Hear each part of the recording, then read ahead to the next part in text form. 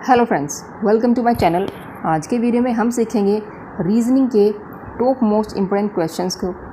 जैसा कि आप देख पा रहे हो स्क्रीन पर, आज मैंने अपनी वीडियो में किस तरह के क्वेश्चंस को इंक्लूड किया है। ये क्वेश्चन जो है हर बार एग्ज़ाम का हिस्सा होते हैं। ये मेरा पार्ट फर्स्ट है और मैं मोस्ट इम्पोर्टेंट क्वेश्चन जो है अपनी वीडियो में मैंने इंक्लूड किया है, जिन्हें हम एक ख़ास ट्रिक से सॉल्व कर रहे हैं। तो फ्रेंड्स, बिना देर के हुए शुरू करते हैं अपने क्वेश्चंस को। तो हमारा पहला क्वेश्चन क्या है? अब क्वेश्चन गिवन है, खरगोश जैसे बिल से संबंधित है उसी रूप से पागल से संबंधित है। अब आप देखो, यहाँ पे बिल से निकलता है, क्या निकलता है? खरगोश। यहाँ पे आप इतना कंफ्यूज मत होना, बिल से अगर खरगोश निकलता है तो अब आप देखो पागल कहाँ से निकलेगा?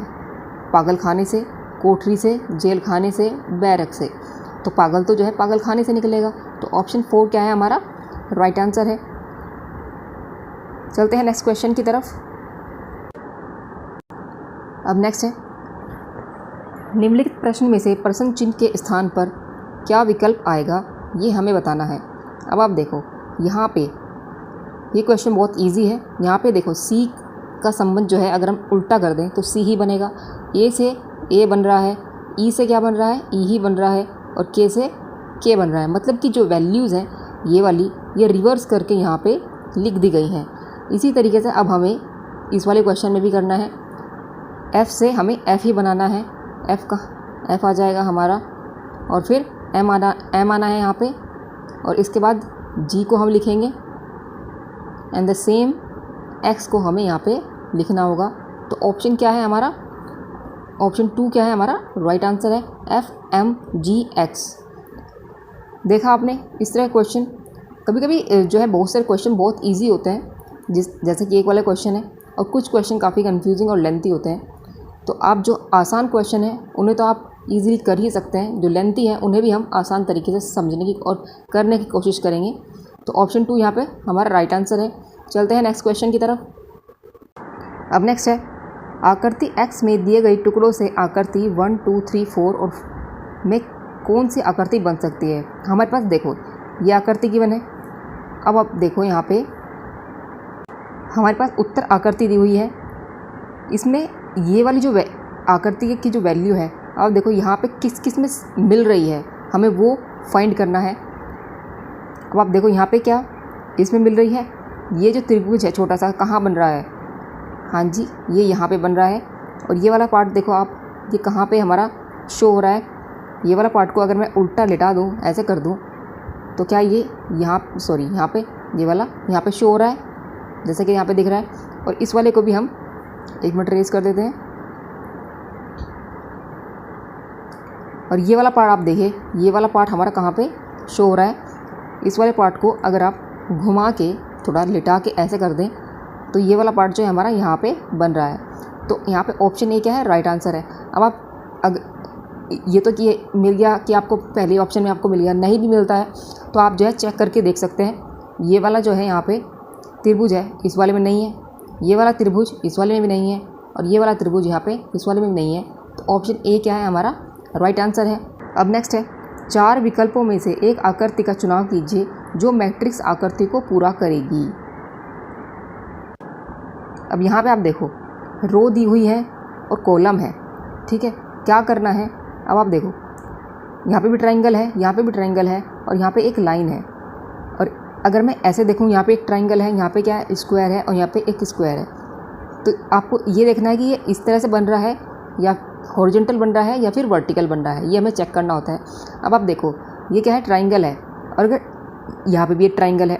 अगर मैं दूसरे वाले, मतलब ये जो दूसरे वाला हमारे जो कॉलम है, इसमें से पहले वाले कॉलम को अगर मैं माइनस कर दूँ, इस ट्रायंगल में से अगर मैं ये वाला माइनस कर दूँ, तो हमारे पास जो है एक लाइन बचती है, अब वो यहाँ पे शो हो रही है, ठीक है। अब सेकंड है, इसको चेक करते हैं।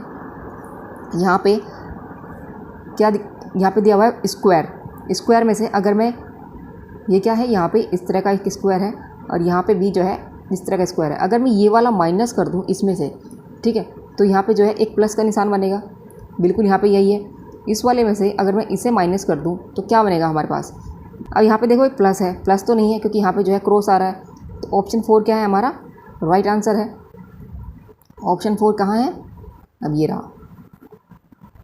देखा आपने, इस तरह के क्वेश्चन को आप आसानी से सॉल्व कर सकते हैं। बस आपको अपने जो माइंड है उसको बिल्कुल अच्छे से सेट करके रखना होगा कि कहाँ कौन से क्वेश्चन में क्या करना है। अब चलते हैं नेक्स्ट क्वेश्चन पे। अब नेक्स्ट है जोड़े शब्द बताइए। कोयला अगर खान से संबंधित है उसी प्रकार से हमें इनमें से एक ऐसा संबंध बताना है जो जिस तरह से कोयले का संबंध खान से है उसका संबंध भी उसी के रिलेटिव से होना चाहिए। अब आप देखो यहाँ पे खान से, पहले तो आप ये देखो खान से निकलता है हमारा कोयला। इस तरह के क्वेश्चन को आप ऐसे करिए, ठीक है, फिर हम एक सही संबंध बता पाते हैं। खान से निकलता है कोयला। क्या भौतिक विज्ञान से बल निकलता है? नहीं निकलता है। क्या रोशनी से बिजली निकलती है? बिल्कुल भी नहीं। रात्रि से काला निकलता है? नहीं। रिफाइनरी से क्या क्रूड ऑयल निकलता है? हाँ, रिफाइनरी से जो है हमारा क्रूड ऑयल निकलता है। तो ऑप्शन 4 क्या है, राइट आंसर है। चलते हैं नेक्स्ट क्वेश्चन की तरफ। अब नेक्स्ट है यदि 1 = 3, 2 = 5, 3 = 7 है, 4 = 9 है, तब 7 = क्या होगा? इस क्वेश्चन को कैसे करेंगे आप सॉल्व? यहाँ पे आप देखो 1 का संबंध यहाँ पे 3 से दिखा दिया है, 1 का, और 2 का किससे दिखाया है, 5 से। 3 का किससे दिखाया है, 7 से। 4 का किससे दिखाया है, 9 से संबंध दिखाया है। अब देखो 4 के बाद जो है टर्म्स जो है हमारी मिसिंग है। हम अगर उन्हें भी पूरा कर लेंगे तो एक कंटिन्यूटी में हमें जो है एक 7 के बाद जो नंबर हमें प्लेस करना होगा वो मिल जाएगा। तो 4 के बाद हमारा आता है 5। तो अब आप देखो 5 के बाद क्या आएगा, 6, और 6 के बाद क्या है हमारा 7। 4 के बाद उसने बोला है 9 से संबंध बैठता है, ठीक है। अब आप देखो यहाँ पे उसने क्या कर रखा है, यहाँ पे कितने का है, +2 का हमारा अंतर है। यहाँ पे कितने का है, +3 का है, और यहाँ पे +4 का, और यहाँ पे +5 का, और यहाँ पे +6 का होना चाहिए। तो आएगा क्या, 11, और यहाँ पे +7 का होना चाहिए। तो क्या आना चाहिए, 13। तो यहाँ पे किसका होना चाहिए, 7 के बाद 8 का होना चाहिए। तो आंसर क्या आएगा हमारा, 15। तो ऑप्शन ए क्या है, राइट आंसर है। एक कंटिन्यूटी फॉर्म हो गई है, तो ऑप्शन हमारा आंसर जो है हमारा मैच कर गया है। तो इसी तरह से हमें जो है एक कंटिन्यूटी फॉर्म करनी होगी इस तरह के क्वेश्चन में, ठीक है। अब चलते हैं नेक्स्ट क्वेश्चन की तरफ। अब नेक्स्ट है यदि 3 की गुणा 6 में करें तो 18 आता है, 5 की गुणा 3 में करें तो 16 आता है, 8 की गुणा 2 में करें तो 20 आता है, तो 4 की गुणा 6 में करेंगे तो क्या आएगा? अब यहाँ पे देखो क्या करना है। अगर हम देखो 3 की गुणा 6 में करेंगे तो ऑब्वियसली 18 ही आएगा, लेकिन 5 की गुणा 3 में करेंगे तो 15 आता है। तो जो हमारा जो मन सोच रहा है वो तो है ही नहीं, ठीक है। ये वाला तरीका तो हमारा चलेगा ही नहीं, क्योंकि 8 की गुणा 2 में करेंगे तो 16 आएगा, ठीक है।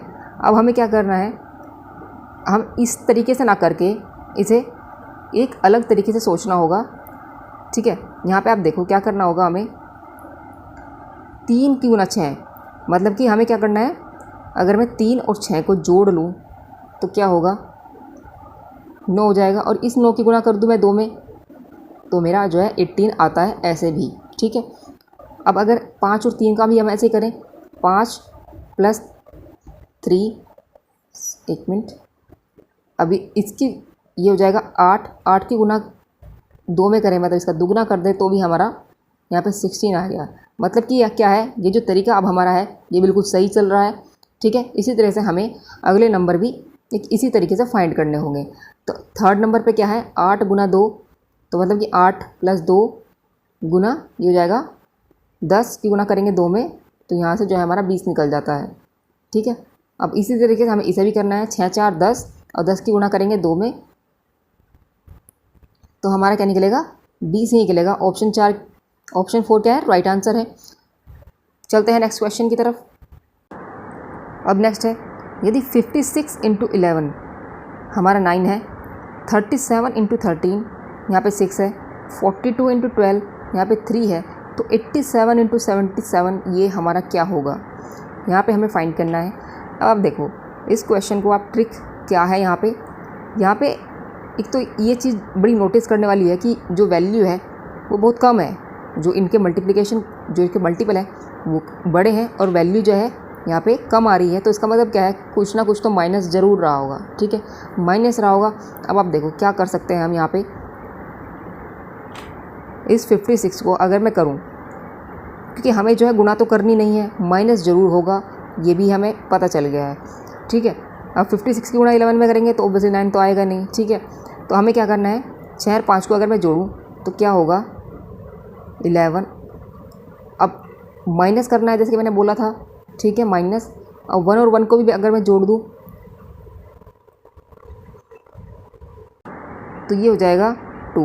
अब 11 में से 2 चले जाते हैं, हमारे बचता है 9। सेम सेकंड भी हम करके देखते हैं क्या यही पैटर्न फॉलो होता है। तो यहाँ पे 3 + 7 माइनस क्या करना है हमें, 1 + 3। तो यहाँ पे क्या वैल्यू बचती है हमारी, ये हो जाएगा हमारे पास 10 - 4 दैट इज़ 6। हाँ जी, बिल्कुल यही पैटर्न जो है हमारा फॉलो हो रहा है यहाँ पे। ठीक है, अब इसी तरह से ये इसमें ही फॉलो होगा। 4 और 2 6, 6 में से 3 माइनस करेंगे तो 3 ही आएगा। इसी तरह से हमें जो है अपने आंसर को भी फाइंड करना है। यहाँ से ये हो जाएगा 8 और 7 15। तो 15 से अगर हम माइनस करेंगे 7 और 7 को 14 को, तो क्या आना है हमारा 1 आना है। तो ऑप्शन ए क्या है, राइट आंसर है। इस तरह के क्वेश्चन को अगर आप जनरल अपने दिमाग से मतलब ऐसे ही करोगे तो आंसर तो जो है फाइंड नहीं होगा। ठीक है, थोड़ी लॉजिक और थोड़े ट्रिक्स जो है लगाने होंगे।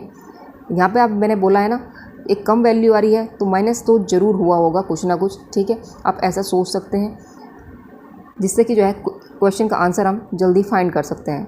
चलते हैं नेक्स्ट क्वेश्चन की तरफ। अब नेक्स्ट है, आकृति x में दिए गए टुकड़ों से आकृति 1 2 3 और 4 में से कौन सी बन सकती है। यहाँ पे जो है, एक मिनट, यहाँ पे इसने ये वाली आकृति दे दी है। ठीक है, अब इसमें से हमें बताना है कि 1 2 3 4 में से कहाँ ये वाले जो टुकड़े हैं लाई करते हैं, सारे के सारे। ठीक है, ऐसा नहीं है कि एक लाई कर रहा है दूसरा नहीं कर रहा है, सारे के सारे कहाँ पे लाई करते हैं ये अब आपको चेक करना है। ठीक है, अब आप देखो यहाँ पे, क्या ये जो छोटा सा त्रिभुज है ये कहाँ लाई करता है, क्या ये इस वाले ऑप्शन में है? हाँ जी, बिल्कुल भी नहीं है। अगर इसकी एक बात करें इसमें, तो क्या ये ऑप्शन 2 में है? हम मान लेते हैं कि वो हो सकता है कि यहाँ पे है। तो सेकंड वाला देखते हैं, क्या सेकंड वाला पार्ट है? सेकंड वाला पार्ट भी जो है यहाँ पे है, लेकिन थर्ड वाला पार्ट भी यहाँ पे हमारा दिया हुआ है। लेकिन जो फोर्थ वन है ये हमारा जो है यहाँ पे लाई नहीं करता है। ठीक है, अब इस वाले से चेक करते हैं। ये वाला जो त्रिभुज है, ये वाला त्रिभुज हमारा जो है यहाँ पे दिखाई दे रहा है। इसे अगर हम यहाँ पे फिट कर दें तो ये बिल्कुल ऐसी आकृति यहाँ पे शो करेगा। और इस वाले को आप देखो, एक जो लाइन है, लाइन के अंदर जो हमारी आकृति बनी हुई है तो ये यहाँ पे शो हो रही है। ठीक है, और इस वाले को भी हम अगर हम यहाँ पे सेट कर दें तो ये हमारा यहाँ से निकल जाता है। ये वाला जो पार्ट है, सॉरी ये वाला, ये जो त्रिभुज है इसके अंदर ये वाला हमारे यहाँ से निकल जाता है। और अगर हम इसे इस वाले में चेक करें तो इस वाले में हमारा जो है यहाँ पे कुछ नहीं निकलता है। ये वाला पार्ट जो है हमारा निकलता है, जैसे कि इसमें यहाँ पे गिवन है, ये वाला हम निकाल सकते हैं। लेकिन बाकी और जो पार्ट हैं वे नहीं निकल रहे हैं। तो ऑप्शन 3 हमारा क्या है, राइट आंसर है। यहाँ पे हमें दिया हुआ है a + b का अर्थ क्या है, a b की पुत्री है। a × b का अर्थ क्या है, a b का पुत्र है। a - b का अर्थ क्या है, a b की पत्नी है। तो हमें बताना है p × q - s, इसकी वैल्यू हमें बतानी है कि क्या हमारा जो है आंसर आएगा। अब आप देखो a + b, तो हम प्लस वाला तो यहाँ पे हमारे जो हमें जो फाइंड करना है उसमें प्लस वाला नहीं है, तो इससे तो हमें कोई मतलब नहीं है। अब गुना वाला देखें तो यहाँ पे क्या होगा, गुणे वाले को देख लेते हैं। a b का पुत्र है, मतलब कि a जो पहला नंबर है ये b का पुत्र है। तो p जो है यहाँ पे पुत्र है, p को हम प्लस साइन देते हैं, ये पुत्र है तो नीचे चला जाएगा, और ये q, ठीक है, ये जो है इसका अब पता नहीं है कि फादर है या मदर है, अब यहाँ से पता चलेगा। अब देखो q जो है s का यहाँ पे क्या संबंध निकलता है, a b की पत्नी है, मतलब कि ये जो पहले वाला है ये b की पत्नी है। तो q जो है यहाँ पे एस की पत्नी है। अब ये दो जो है ये पति पत्नी है, तो यहाँ पे जो है एस की पत्नी है, तो एस जो है मेल है और क्यू है फीमेल। तो ये जो हमारा रिलेशन जो है यहाँ से निकल चुका है। बस इस रिलेशन को जो है हमें, अब आप देखो क्या पूछ रहा है, एस पी का पिता है, एस जो है पी का पिता है। ऑप्शन ए क्या है, राइट आंसर है। नेक्स्ट चेक करते हैं, क्यू पी का पिता है, क्योंकि ये तो फीमेल है, ये नहीं है। सेकंड, क्यू एस का पिता है। ये मैं ऐसा क्यों इसलिए कर रही हूँ क्योंकि यहाँ पे तो जो है हमारा पहला जो ऑप्शन है वही हमारा आंसर निकल गया। लेकिन अगर नहीं भी निकलता है तो आप और जो ऑप्शन है उन्हें भी चेक कर सकते हैं। अब आप देखो, क्यू पी का पिता है, नहीं है। क्यू एस का पिता है, ये भी नहीं है। इनमें से कोई नहीं, ऐसा तो है ही नहीं। तो ऑप्शन ए क्या है हमारा राइट आंसर है। चलते हैं नेक्स्ट क्वेश्चन की तरफ।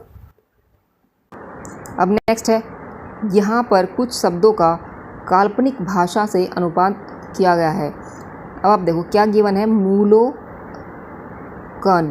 ठीक है, मूलो इसलिए क्यों, क्योंकि नीचे भी जो है हमारा मूलो दिखाई दे रहा है इतना हिस्सा, और यहाँ पे भी हमारा ये सेम दिखाई दे रहा है। अब जो कन है, एक मिनट, इसको अलग, ये कन है हमारा अलग दिखाई दे रहा है। तो मूलों का मतलब जो हमारा निकलता है, आप देखो यहाँ से क्या निकलता है। इसमें बोला है ब्लू, क्या इस वाले में ब्लू है? हाँ जी ब्लू है। तो मूलों का जो यहाँ से आप, ये इसकी ट्रिक है। सबसे पहले तो आपको क्या करना होता है, कॉमन ही चेक करिए, कॉमन, और कॉमन की वैल्यू जो है इधर से भी कॉमन ही चेक करिए। ठीक है, उससे हमें पता चलता जाता है कि वो जो है उसको रिलेट करता है।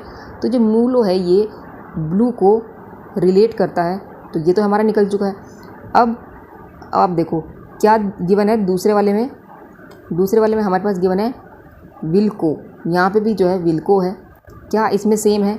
बाइसिकल जो है सेम आ रहा है, तो बाइसिकल जो है हमारा, इसकी वैल्यू निकल गई है विल्को की। अब वो पूछ रहा है रेस कार का क्या अर्थ होगा। रेस कार का जो बच गया है वो किसकी वैल्यू को रिलेट करता है? बचे हुए की वैल्यू को रिलेट कौन करता है? रेस को कौन रिलेट करेगा? स्पाडी। ये जो है काल्पनिक है, ऐसा मत सोचना कि ये कोई इनका कोई अर्थ निकलता है, ये काल्पनिक है। तो स्पाडी। अब आप देखो हमारे पास ऑप्शन से हम इसको सॉल्व कर सकते हैं। दो ऑप्शन में हमारे पास क्या आ रहा है? स्पाडी आ रहा है। एक मिनट, यहाँ भी स्पाडी और यहाँ भी स्पाडी आ रहा है। अब या तो ये होगा या ये होगा। अब वो कह रहा है रेस। ठीक है, रेस का तो निकल चुका है हमारा, लेकिन कार का कहाँ से निकलेगा? कार का हमारे पास इनमें से किसी में भी जो है गिवन नहीं है, क्योंकि ना कार है ही नहीं, तो ये कार का गिवन नहीं है। तो जो अलग होगा वही इसका आंसर होगा। ऑप्शन 4 क्या है? राइट आंसर है। तो स्पाडी वोलो जो है ऑप्शन 4 क्या है? राइट आंसर होगा इस क्वेश्चन का। चलते हैं नेक्स्ट क्वेश्चन की तरफ। अब नेक्स्ट है, टॉम किसको रिलेट करता है? 48 को। डिक जो है 27 को रिलेट करता है। कैटल किससे रिलेट करेगा? ये हमें यहाँ पे बताना है। अब टॉम जो है आप देखो इंग्लिश के जो अल्फ़ाबेट होते हैं उन्हें हम एक नंबर देते हैं। ठीक है, ए को हम 1 देते हैं, ए को क्या देते हैं? 1। टू को बी को देते हैं 2। इसी तरह से सेम वे हमें जो है आगे नंबर देते हैं। इसके एक ट्रिक है, इस पर मैं एक वीडियो बनाऊंगी, आपको जो है हर चीज़ में से क्लियर हो जाएगी। लेकिन यहाँ पे आप देखो, ये देखो आप, टी जो हमारा किसको रिलेट करेगा? टी हमारा करेगा 20 को रिलेट करेगा, क्योंकि जैसे हम बढ़ते जाएंगे एम तक हमारा जो है 13 हमारा एम तक हम 13 तक पहुँच जाते हैं, और उसके बाद सेम जो है हमें 13 से ऊपर। इसकी ट्रिक है, मैं अपनी एक वीडियो में इसके ऊपर बनाने वाली हूँ, उसके मैं आपको हर चीज़ समझाऊंगी। तो यहाँ पे आप इसी तरह से, जैसे बी को हम 2 लिखते हैं, टी को हम क्या लिखेंगे? हम 20 लिख सकते हैं। ठीक है, तो यहाँ पे हमारा जो है निकल चुका है 20, ये हमने लिख दिया यहाँ पे 20 प्लस ओ को हम क्या लिखेंगे? ओ को हम लिख सकते हैं यहाँ पे हम 15 को, जो क्योंकि ये जो है 15 नंबर पे आता है, ओ हमारा जो है 30 नंबर पे आता है। अब अगर इसे जोड़ कर देखें तो क्या हमारा 48 बनता है? ये अब आप देखो 5 और 3 8, हाँ जी, और इधर से 2 और 2 4, मतलब कि 48 हमारा निकल जाता है। तो यहाँ से जो है ये रिलेशन पक्का हो जाता है। अब इसी तरह से डी को भी हमें चेक करना है कि क्या यही रिलेशन यहाँ पे बनता है। अब डी को हम क्या कर सकते हैं? 4 मान सकते हैं सेकंड, और आई हमारा जाएगा 9 पे, और सी हमारा जो है 3 पे होगा, और के हमारा 11 पे। तो इसको हम ऐड करके बता सकते हैं, ये होगा हमारा 9 3 7 और 8 और 4, तो यहाँ पे ये भी हमारा जो है 27 को रिलेट करता है। इसी तरीके से हमें जो है कैटल को भी हमें सेम वे में बनाना होगा। अब आप देखो यहाँ पे जो कैटल होगा ये C हमारा किसे डिनोट करेगा 3 को, ठीक है, प्लस A किसे डिनोट करेगा 1 को, प्लस एक मिनट इसे जो है अलग से लिखते हैं, C किसे डिनोट करेगा 3 को, प्लस A 1 को, T जो है 20 को, प्लस 20 अगेन ये 20 और ये भी हमारा 20, और L किसे डिनोट करेगा, L हमारा डिनोट करेगा 12 को, और E हमारा जो 5 नंबर पे आता है। बस अब इन्हें जो है ऐड करना है। अब आप यहाँ पे जो वैल्यू निकलेगी 4 और इधर से ये निकल जाएगा हमारा 11, सॉरी हाँ जी ये हो जाएगा 11, ये 11 हो जाएगा, 2 और 2 4 और 1 5 और 1 जो हाथ से बचा था, मतलब कि ऑप्शन बी क्या है, राइट आंसर है। 61 जो है इसका आंसर है। चलते हैं नेक्स्ट क्वेश्चन की तरफ। अब नेक्स्ट है, एक विशिष्ट कोड में पेपर को हम SCTGW के रूप में लिखा जाए तथा उसी कोड में मदर को कैसे लिखा जाएगा। एक कोड है, मतलब एक रिलेशन बनता है इनके और इसके बीच में, तो यहाँ पे हम जो है उसको कैसे लिख सकते हैं। तो पेपर को हम लिख रहे हैं S, मतलब कि P को उसने बोला है, ये हो गया हमारा APER। यहाँ पे ये जो है ऐसे हम इसको लिख सकते हैं SCTG और W। अब बस यहाँ पे आप देखो P के बाद प्लस का 3 और इधर से A के बाद क्या है BC, मतलब कि 2 का, और P के बाद क्या है T का, QRS T मतलब कि 4, और E के बाद क्या है G मतलब कि FG मतलब कि +2 दूसरे नंबर पे है, और जैसे R से हमारा जो है W निकलता है +5 RSTUVW मतलब 5 पे। अब जो सेम जो रिलेशन है P से हमारा जो S बनता है, इसी तरीके से हमें जो है मदर में भी हमें फाइंड करना है।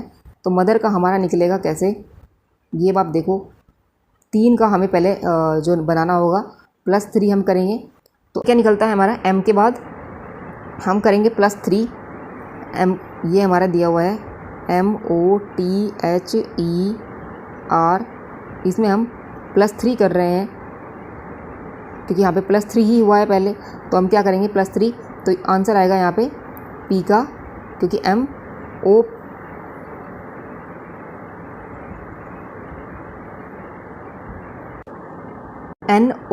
मतलब NO और थर्ड नंबर पे क्या है P है। इसी तरह से O में रिलेशन फाइंड करना है। दूसरे नंबर पे क्या बनेगा हमारे पास PQ, तो Q बनता है हमारे पास, तो Q बनेगा हमारे पास दूसरे नंबर पे Q, और इसी तरह से T का हम रिलेशन फाइंड करेंगे। +4 नंबर पे हमारे पास क्या बनेगा T के बाद क्या आएगा UVWX। तो अब हम यहाँ से देख सकते हैं ऑप्शन 4 और 3 हमारा जो है निकलता जा रहा है, तो इनमें से हमें जो एक जो ऑप्शन होगा हमें वो फाइंड करना है। तो यहाँ से X निकल जाएगा, H के बाद हमारा क्या निकलेगा, हमें कितने 2 पर हमें जो है वैल्यू को फाइंड करना है। H के बाद +2 होता है, H के बाद +2 क्या मतलब IJK मतलब कि K, तो ऑप्शन हमारा 4 यहाँ से।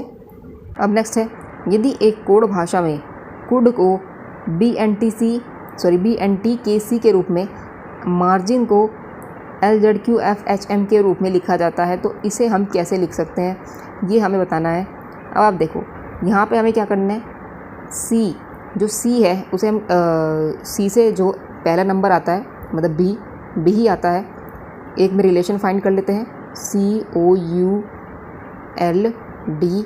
यहाँ पे जो पहला नंबर है C से 1 माइनस करते हैं तो क्या होता है B आता है, 1 माइनस करेंगे तो यहाँ पे क्या आएगा हमारा O से N आएगा। इधर भी अगर 1 माइनस करें तो T निकलता है, और इधर से 1 माइनस करेंगे तो K निकलेगा। And the same way 1 minus करने पर क्या निकलता है, C निकलता है। तो मतलब कि एक रिलेशन जो है अच्छे से हमें मिल चुका है। इसी तरह से हमें मॉडलिंग का भी हमें फाइंड करना होगा। तो मॉडलिंग का कैसे निकालेंगे, यहाँ पे आप देखो, इसमें से अगर मैं 1 माइनस करूँगी तो हमारा निकलेगा L निकलता है 1 माइनस करने पर। O से 1 माइनस करेंगे तो N निकलेगा। U से 1 माइनस करेंगे, 1 माइनस करना है हमें U से, तो T निकलता है। और इधर से L से भी हम 1 माइनस करते हैं तो हमारा जो है K निकलेगा, और D से C निकलेगा, और I से H निकलेगा, N से M निकलेगा, इधर से भी G से E निकलेगा। तो हमारा जो है ऑप्शन, एक मिनट, कहाँ पे हमारा ऑप्शन 3 क्या है, हमारा राइट आंसर है। पहले तो आप इस तरह के जो क्वेश्चन होते हैं उन्हें आप ऑप्शन के थ्रू भी सॉल्व कर सकते हैं। आपको देख सकते हैं कि हमारी जो वैल्यू है कहाँ कहाँ तक सेट हो रही है। अब देखो, पहले हमारा जो है L निकल चुका था, ये हमारा इसमें है, 2 ऑप्शन में हमारा L है, इन ऑप्शन में हमारा L नहीं है। तो इन ऑप्शन को आप जो है स्किप करके इन दोनों ऑप्शन को मैच करके अपनी वैल्यू को फाइंड कर सकते हैं। इस तरह से आप ऑप्शन के थ्रू भी जो है आंसर तक पहुंच सकते हैं। अब चलते हैं नेक्स्ट क्वेश्चन की तरफ। नेक्स्ट है, निम्नलिखित विकल्पों में से विषम शब्द चुनना है। अमरूद, यहाँ पे लीची है, और इधर से पपीता और तरबूज। अमरूद, लीची और पपीता, इसमें क्या, और तरबूज में ऐसा क्या कॉमन है जो एक को अलग शो करता है। अब देखो, अमरूद जो है पेड़ के बहुत ऊपर जाकर लगते हैं, लीची भी पेड़ के ऊपर जाकर लगती है काफ़ी, पपीता भी जो है काफ़ी ऊपर जाकर लगता है। लेकिन जो तरबूज है, क्या वो बहुत ऊपर जाकर लगता है? तरबूज जो है नीचे जो है बेल, जो लताएं होती हैं, वहाँ पे लगता है। ठीक है, तो ये हमारा जो है ऑप्शन 4 क्या है, राइट आंसर है, ये विषम है। अब चलते हैं नेक्स्ट क्वेश्चन की तरफ। अब नेक्स्ट है, 4 विकल्पों में से एक उचित आकृति का चुनाव करें जो मैट्रिक्स आकृति को पूरा करेगी। ठीक है, यहाँ पे हमारे पास दिया हुआ है इस तरह की आकृति है।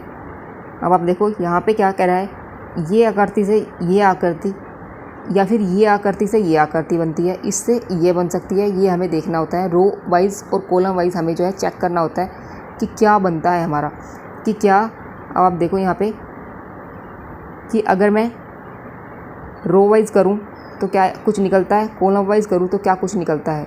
ठीक है, अब आप देखो, हम जो है रो वाइज ही करेंगे। ये जो सर्कल है हमारा, इधर से भी अगर मैं इसे उल्टा कर दूं तो ये जो है एक सर्कल बन जाएगा। इन सर्कल को जोड़ने के बाद इस तरीके से इस आकृति को भी अगर हम जोड़ दें तो कैसी आकृति बनेगी, ऐसी, इसी तरीके से। अब चूँकि यहाँ पे जो है, यहाँ पे लाइन शो नहीं हो रही है, यहाँ पे भी हम जो है लाइन शो नहीं करेंगे, तो हमारा आंसर जो है निकल चुका है। तो कहाँ पे है, ऑप्शन ए क्या है, सॉरी 1 क्या है, हमारा राइट आंसर है। चलते हैं नेक्स्ट क्वेश्चन की तरफ। अब नेक्स्ट है, लुप्त संख्या ज्ञात करनी है। हमारे पास एक मैट्रिक्स गिवन है, इसमें हम लुप्त संख्या हमें बतानी है कि क्या यहाँ पे वैल्यू आने वाली है। पहले तो आप इस तरह के क्वेश्चन को, एक जो ट्रिक है वो सबसे पहले तो यही चेक करना होता है, इसको रो वाइज चेक करिए और कॉलम वाइज जो है चेक करिए कि क्या हम एक वैल्यू फाइंड कर सकते हैं कंटिन्यूटी में। अब आप देखो यहाँ पे 18 के बाद क्या आ रहा है, 24, 6 का अंतर है, और इधर से ये हमारे पास 8 का अंतर आ रहा है, मतलब कि जो है माइनस करने से।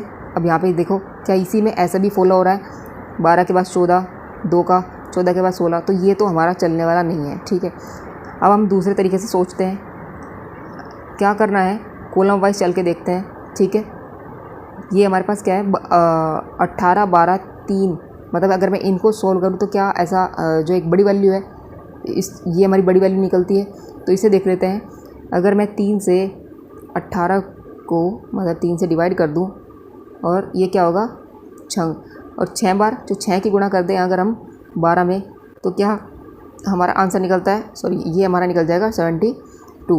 तो हाँ जी, ये इसमें तो जो है अप्लाई हो चुका है। अब इसमें चेक करके देखते हैं कि क्या ये जो फॉर्मेट है बिल्कुल सही है। अब इसमें देखते हैं, 32 को डिवाइड कर लेते हैं 4 से, और गुणा करेंगे 16 की, 4 8 16 8 128 ही बनता है, बिल्कुल सही है। अब 24 को हम डिवाइड करते हैं, मान लिया वो x है यहाँ पे, ठीक है, और गुणा करेंगे 14 की, तो ये आना चाहिए 112। ठीक है, अब 14 14 अट्ठे 112। अब इस 24 को डिवाइड करेंगे 8 से तो क्या होगा, ये हो जाएगा हमारा 3। तो ऑप्शन 2 क्या है हमारा राइट आंसर। यहाँ पे जो वैल्यू है वो 3 आने वाली है।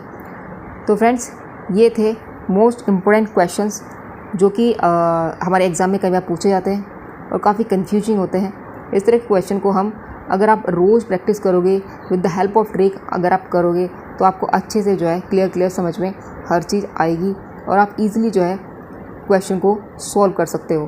तो फ्रेंड्स कैसा लगा ये वीडियो? अगर वीडियो अच्छा लगा हो तो लाइक कमेंट शेयर जरूर कीजिए, चैनल को सब्सक्राइब जरूर कीजिए जिससे कि आपको नए नए नोटिफिकेशन मिलता रहे। तो फ्रेंड्स आज की वीडियो में बस इतना ही, कल फिर मिलते हैं एक नई वीडियो में। तब तक के लिए जय श्री राम।